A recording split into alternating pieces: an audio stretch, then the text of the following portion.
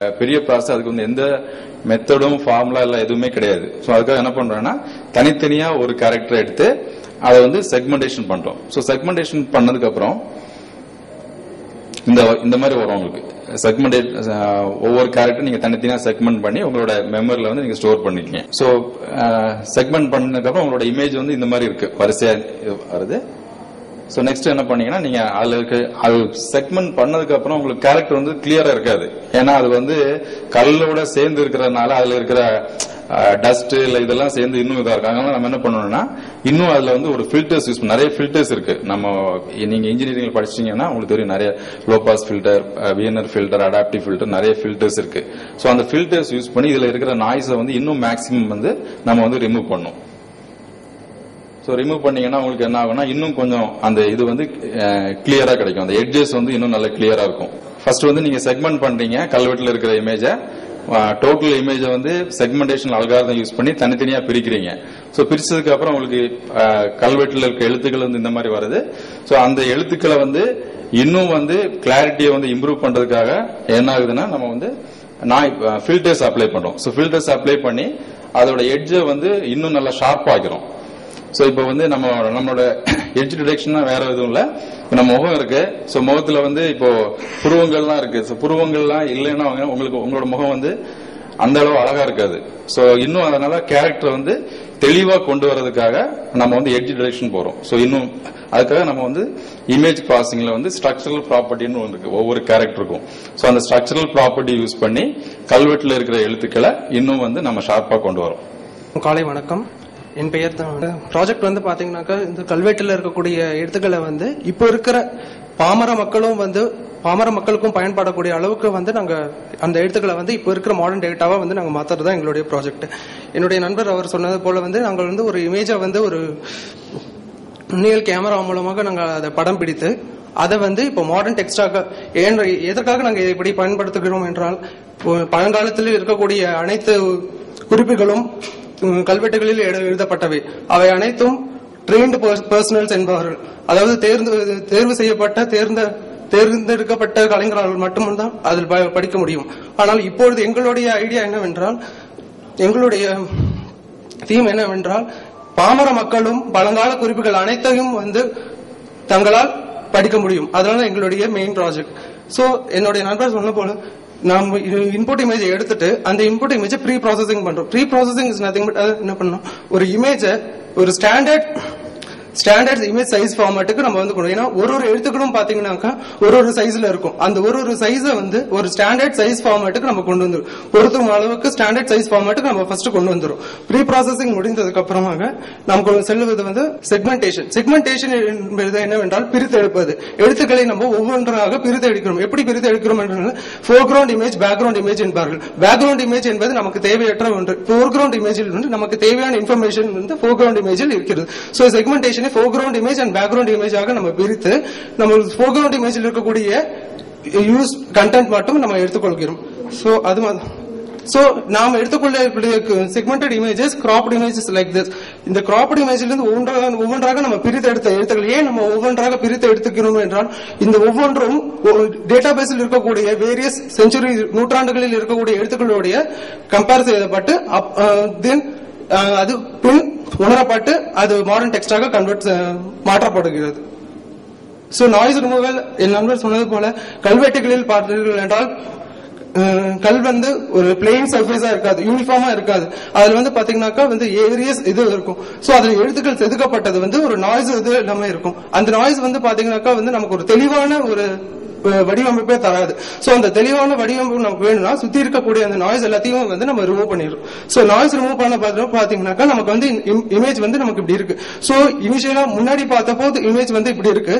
So noise remove பண்ணதுக்கு அப்புறம் பாத்தீங்கன்னாக்கா நம்ம கல்கள் இருக்கக்கூடிய அந்த துகள்கள் எல்லாம் பிரித்து எடுக்கப்பட்டு நமக்கு வேண்டிய லெட்டர் மட்டும் நமக்கு கிடைக்கிறது. சோ இந்த கிடைக்கப்பட்ட எழுத்தை வந்து நம்ம ஆக்சுவலா வந்து கல்வெட்டு வந்து பாத்தீங்கன்னா செம்மண் கல்லையும் எழுதியிருப்பாங்க. அந்த எழுத்துக்களை வந்து கிரே ஸ்கேல் இமேஜா நம்ம மாற்றிக்கொள்கிறோம். சோ இது வந்து எட்ஜ் டிடெக்ஷன் அப்படின்றது என்ன நண்பர் சொன்னது போல, அதாவது வந்து ஒரு முகம் இருக்கிறது, முகத்துல வந்து வடிவம் ஒரு அழகு கிடைக்கிறது எப்படி என்றால் இந்த புருவம் கண்கள் அனைத்தும் சேர்ந்து ஒரு ஸ்ட்ரக்சர் ஃபார்மேட் கிடைக்கிறது. இந்த புருவம் இதை அனைத்தையும் நீக்கிவிட்டு பார்த்தால் நமக்கு வந்து ஒரு வடிவமான முகம் நமக்கு கிடைக்காது. அதே போலதான் நம்ம எட்ஜ் டிடெக்ஷன்ன்றது வந்து என்னவென்றால் நம்ம we are counting that pixel values. நான் முன்னாடியே சொன்னேன் segmentation is foreground image background இமேஜாக நம்ம பிரித்துக் கொள்கிறோம். இங்க பேக்ரவுண்ட் இமேஜஸ் கருப்பு நிறத்தில் உள்ளது, ஃபோர்கிரவுண்ட் இமேஜஸ் வெண்மை நிறத்தில் உள்ளது.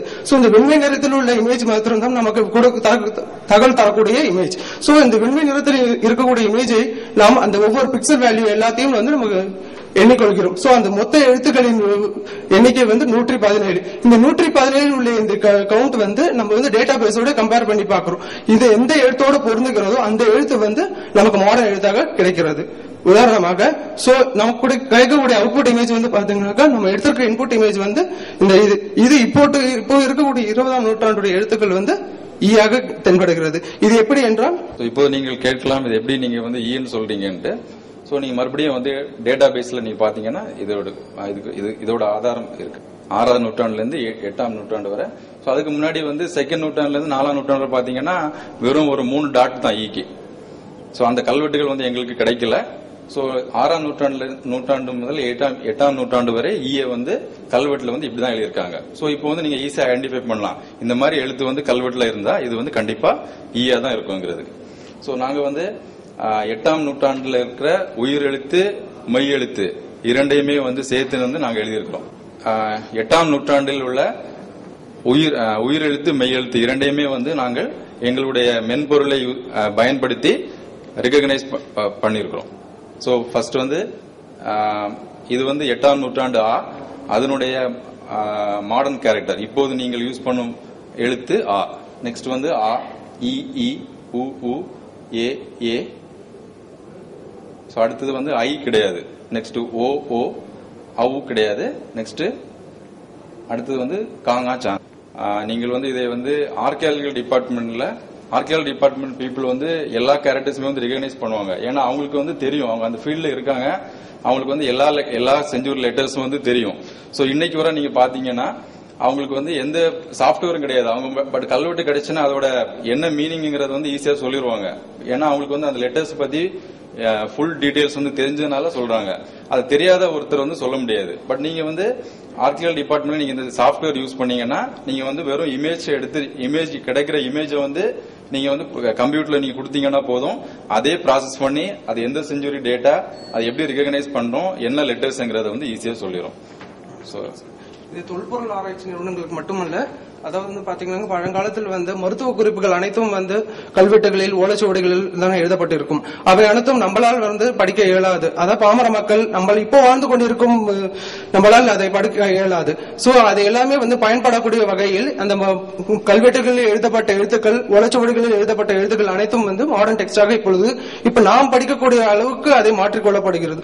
இதனால் வந்து இப்ப இருக்கக்கூடிய பழங்காலத்தில் இப்ப இருக்கக்கூடிய மாடர்ன் டிசீஸ் இருக்கக்கூடிய நோய்களுடைய குறிப்புகள் அனைத்தும் பழங்காலத்திலேயே எழுதப்பட்டு விட்டது. ஆனால் நமக்கு அது தெரியவில்லை.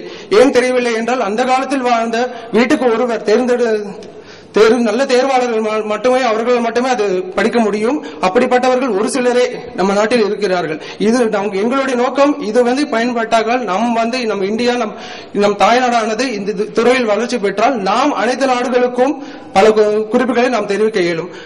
ஆங்கிலத்தில் ஒன்று சொல்வது the origin of species என்று. அதே போல் தமிழ்நாட்டில் the origin of arts, பல கலைகள் அனைத்தும் நம் தமிழ்நாட்டில் தான் உள்தெடுக்கப்பட்டது. ஆனால் இப்பொழுது அதனுடைய குறிப்புகள் அனைத்தும் நமக்கு இல்லை. இருக்கிறது ஒரு சிலவே. அந்த ஒரு சில குறிப்புகளும் வந்து ஒரு சிலரால் தேர்வு செய்யப்பட்டவர்கள் மட்டுமே அது படிக்க இயலுகிறது. இவை அனைத்தும் நமக்கு கிடைத்தால் இப்பொழுது இருக்கக்கூடிய கலைகளை நாம் பாதுகாக்க இயலும்.